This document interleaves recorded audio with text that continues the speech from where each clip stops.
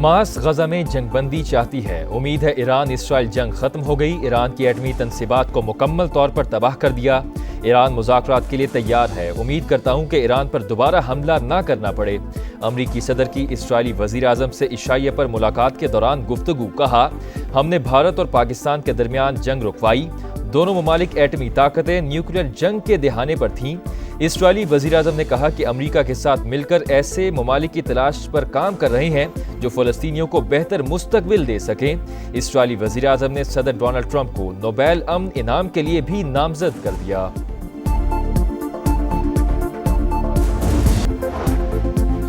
پشاور کے علاقے کوچی بازار میں گھر میں آتے زدگی، 2 خواتین سمیت 4 افراد جھلس کر جاں بحق۔ ریسکیو کے مطابق آگ بجھانے کے دوران 2 اہلکاروں کی حالت بھی غیر ہوئی جنہیں اسپتال منتقل کر دیا گیا۔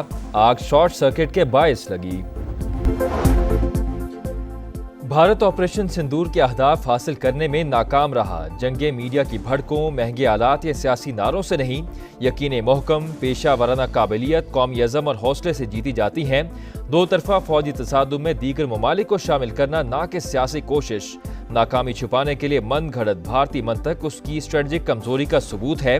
فیلڈ مارشل عاصم منیر کا نیشنل ڈیفنس یونیورسٹی میں وار کورس کے شرکاء سے خطاب۔ کہا، بصیرت سے محروم بھارت ہر کشیدگی کا ذمہ دار۔ اسے ایٹمی ریاست کے خلاف اشتعال انگیزی کے ممکنہ تباہ کن نتائج کا بھی ادراک نہیں۔ پاکستان نے خود کو خطے میں نیٹ ریجنل سٹیبلائزر ثابت کر دیا۔ کسی بھی مہم جوئی کا فوری اور منہ توڑ جواب دیا جائے گا۔ ملک کی خود مختاری اور سالمیت کو نقصان پہنچانے کی کوشش برداشت نہیں کی جائے گی۔ ہمارا وار دشمن کی سوچ سے بھی زیادہ سخت اور مؤثر ہوگا۔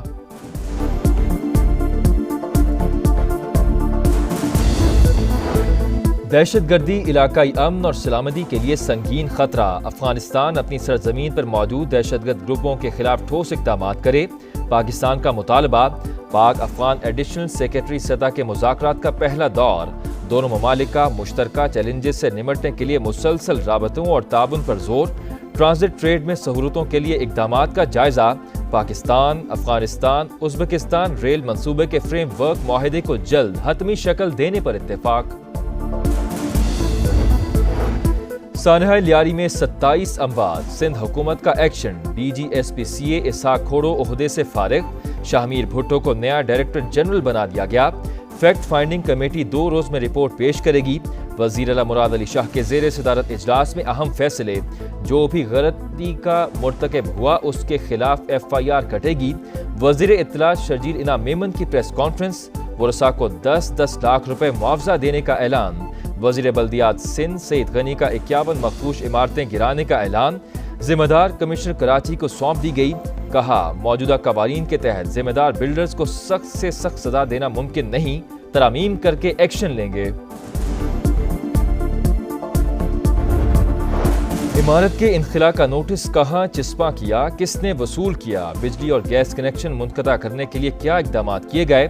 سانحہ لیاری کی تحقیقات کرنے والی کمیٹی کی SPCA پر سوالات کی بوچھاڑ۔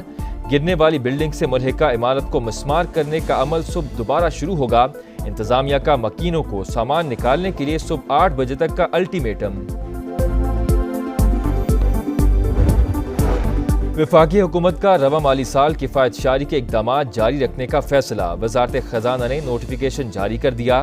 گزشتہ 3 برس سے خالی تمام اسامیاں ختم، نئی اسامیوں کی تخلیق پر پابندی برقرار رہے گی۔ سرکاری خرچ پر بیرون ملک علاج کی سہولت بھی نہیں ملے گی۔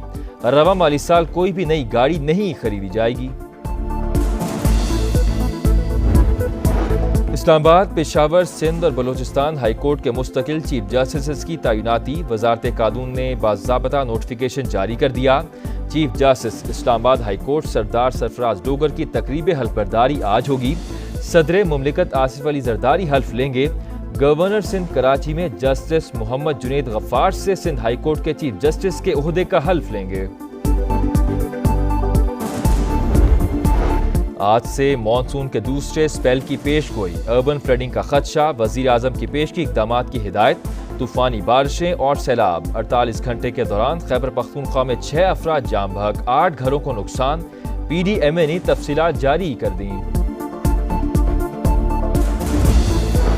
حماس اور اسرائیل کے درمیان مذاکرات کا تیسرا دور دوحہ میں شروع۔ غیر ملکی میڈیا کے مطابق کسی معاہدے تک پہنچنے کے لیے مذاکرات کئی دن تک جاری رہ سکتے ہیں۔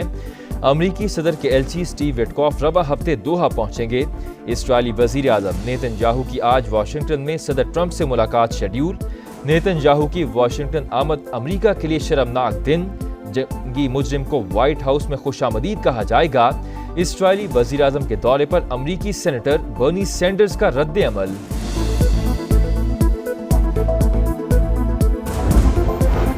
غزہ میں سفاکیت ختم نہ ہوئی، صہیونی طیاروں کی پناہ گزین کیمپوں پر بمباری، 24 گھنٹوں میں 105 فلسطینی شہید۔ اسرائیل کا رفح کو بڑی جیل بنانے کا منصوبہ، 6 لاکھ سے زائد فلسطینیوں کو سیکیورٹی جانچ کے بعد نئے زون میں منتقل کیا جائے گا، باہر جانے کی اجازت نہیں ہوگی، وزیر دفاع کا انکشاف۔ صدر ٹرمپ دنیا میں مستقل امن کے لیے کوشاں، امریکی صدر نے پاکستان اور بھارت، ایران اور اسرائیل کی جنگ رکوائی، روانڈا اور کانگو کے درمیان بھی سیز فائر کروایا۔ پاکستان نے ڈونلڈ ٹرمپ کو امن کے نوبیل انعام کے لیے نامزد کیا ہے، ترجمان وائٹ ہاؤس کیرولائن لیوٹ کی بریفنگ۔ امریکی صدر کا جاپان، جنوبی کوریا، ملائیشیا، قازقستان پر 25% ٹیرف کا اعلان۔ ٹرمپ نے جنوبی افریقہ پر 30% اور ویتنام، لاؤس اور میانمار پر 40% ٹیکس لگا دیا۔ اطلاق 1 اگست سے ہوگا۔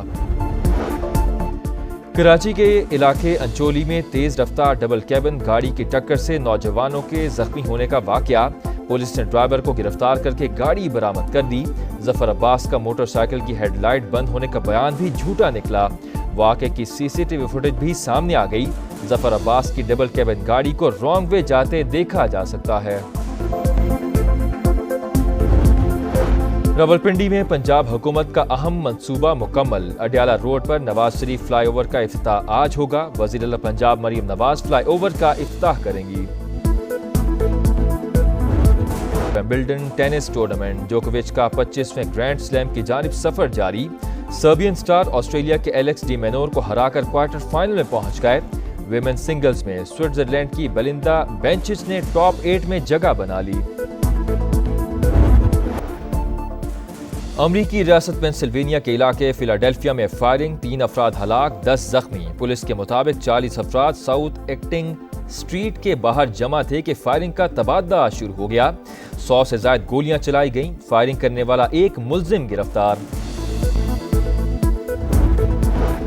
ٹک ٹاک ویڈیو بنانے کا جنون، ملتان میں گولی چلنے سے 13 سال کا لڑکا جان سے گیا۔ بڑے بھائی نے ٹک ٹاک ویڈیو بنانے کے لیے پستول اٹھائی تو گولی چل گئی، پولیس نے ملزم کو حراست میں لے لیا۔ اور ایشین جونیئر اسکواش چیمپئن شپ، جنوبی کوریا سے اسلام آباد پہنچنے پر کھلاڑیوں کا شاندار استقبال۔ سہیل عدنان اور نعمان خان نے گولڈ میڈل، احمد ریان اور ماہنور علی نے سلور، جبکہ عبداللہ نواز نے برونز میڈل جیتا۔